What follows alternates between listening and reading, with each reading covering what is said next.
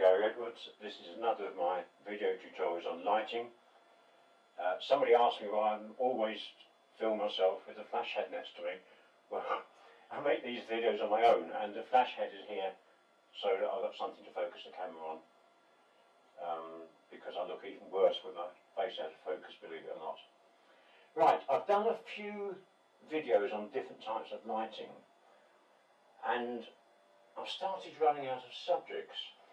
I've done ones on soft lighting and all sorts of things really, and I've done hard lighting, or pretty hard lighting with food, which is a good subject, but I wanted to try something else. I wanted something that isn't pretty, isn't attractive, isn't new, isn't fresh, and the obvious thing for me would be a bit of machinery, a bit of precision engineering that can be quite rewarding to light.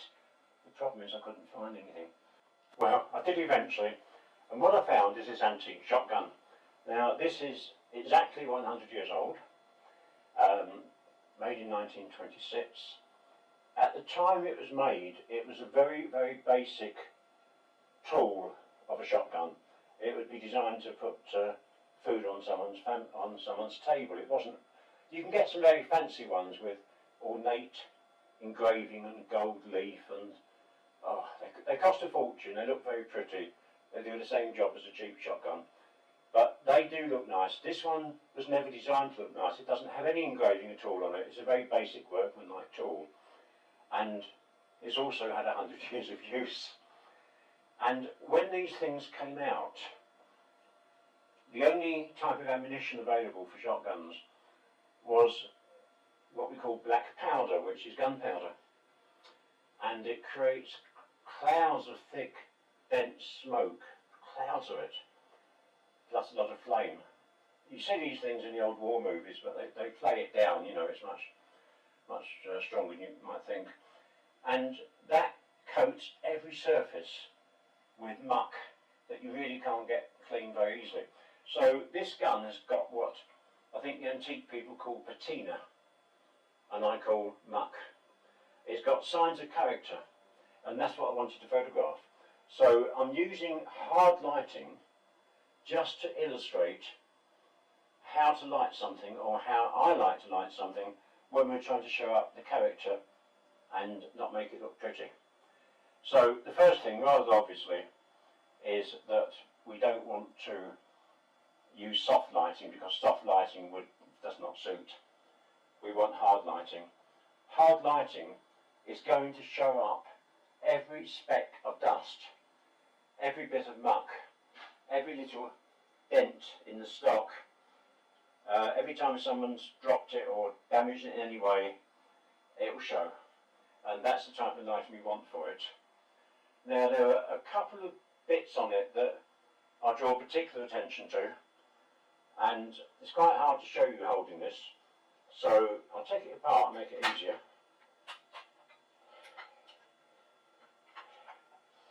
Okay, forget the barrels are just tubes, aren't they?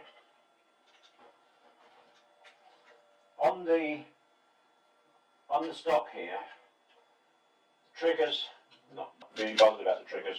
There's a safety catch I want to show up clearly. This is the release that unlocks it so that it can be broken into the safe position. On here, running all down here, I don't know how well you can see in the video, is checkering. It would have been cut by hand by someone with a lot of patience all those years ago.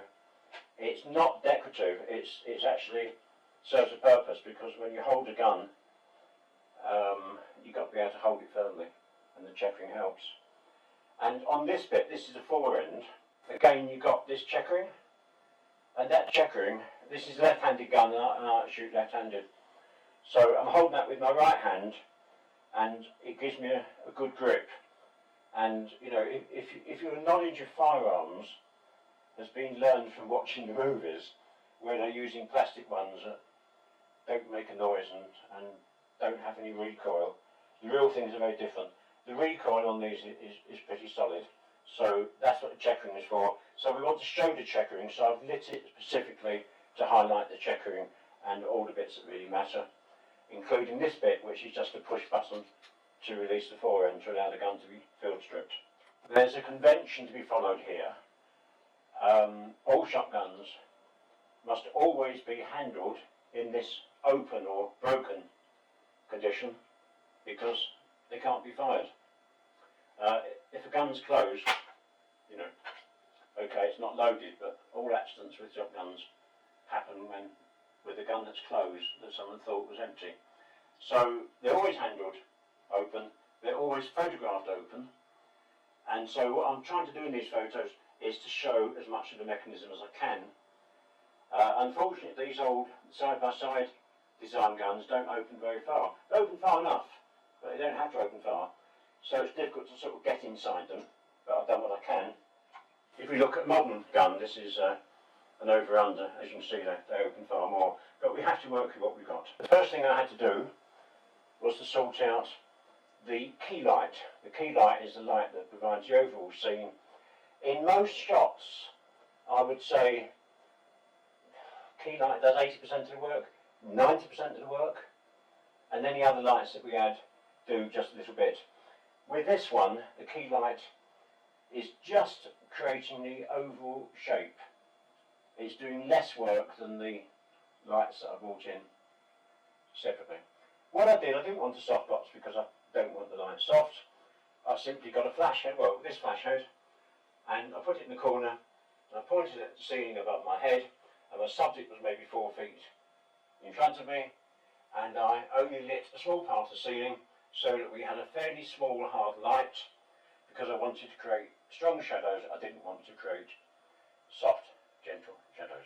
Of course, before we do that, I'll set up the camera at the position and the height that I've decided on, because that's always the first job, because the lighting effect will vary and change when you move the camera. So you get the camera where it's going to be first.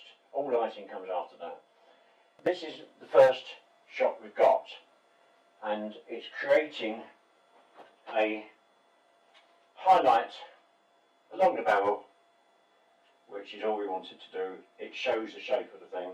I've only photographed a small part of the gun because my so-called studio, which is my living room, is about a quarter the size it needs to be to photograph the whole thing. You can turn out decent work in a small space as long as you limit yourself to small subjects. It's when you try to photograph big things in small spaces that it all goes horribly wrong. So, having got that established, it's then time to introduce the second light, and what I should have done was to turn off the first light, because you should only work with one light at a time, and it's easier to see the effect of the light you're working with if there's no other lights messing things up and affecting the overall thing. They're all separate. But unfortunately, because of a technical problem, I couldn't do that. And the technical problem was that my new expensive and very, very high-tech flash head decided to stop working as soon as it was out of warranty. And so I'm down a flash head. Not only am I down a flash head, the radio trigger stroke remote control that comes with it is now useless because it doesn't fit my other flash heads. So I resorted to using a PC cable, works perfectly well, connect to the camera, connect to one flash, other flashes connect as a slave. No problem there, except that I'm using two different flash heads and they've got two different size sockets.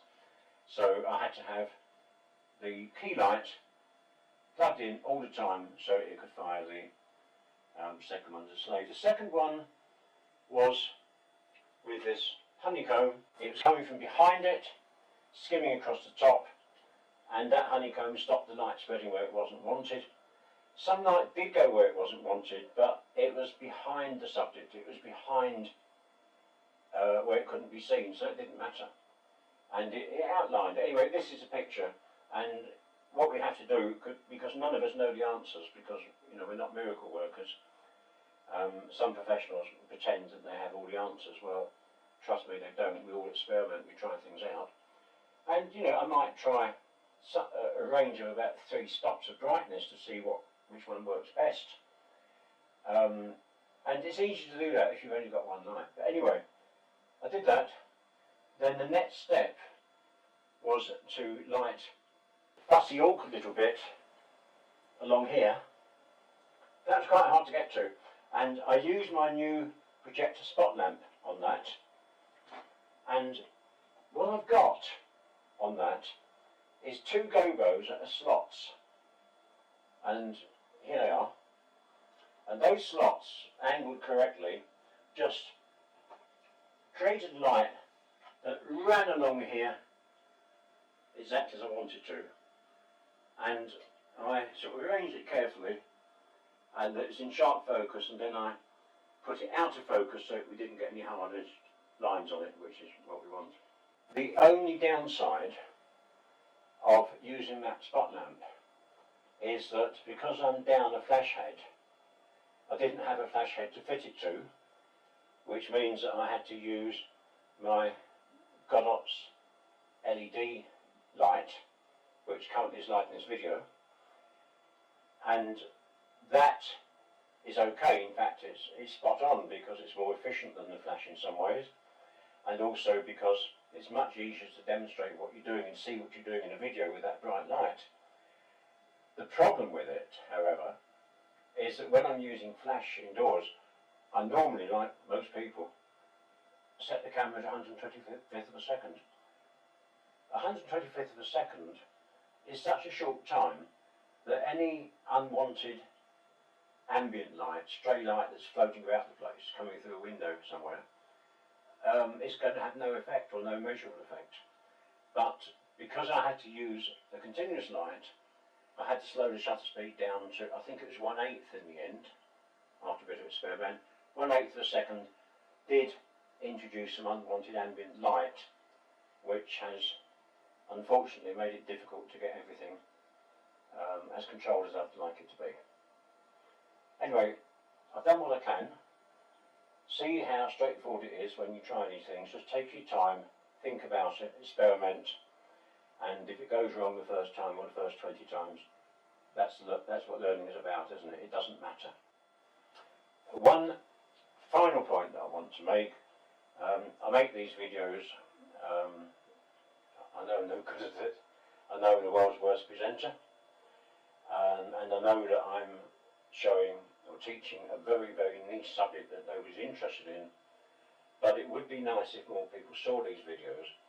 So if you watch this video, please watch it on YouTube. Click the like button if you think it's okay, because that will increase its visibility to other people. If you want to make a comment in the comment section, please do. I don't care what you say.